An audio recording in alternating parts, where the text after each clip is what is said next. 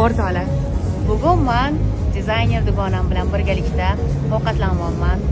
O'rtog'im bilan doim ko'rishib turamiz, lekin vaqtimiz bo'lmay qoladi.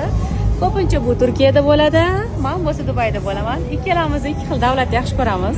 Gapimiz tugamaydi. Ha, bu yerda Turkiyasini maqtayveradi, men o'zimni Dubayni maqtayveraman. Biz o'zimizni vatanimizni juda ham yaxshi ko'ramiz, lekin har bir insonning o'zini qalb shahri bo'lar ekan. Bu dengizlarga borsa, shu Turkiyadan qushlarga ovqat bersa xursand bo'ladi, toza.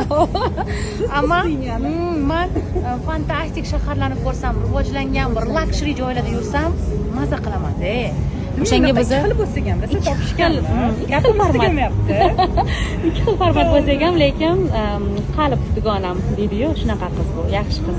Chunki yoshligidan beri taniyman Gulchehrani va biz bolaligimizdan tanishganmiz.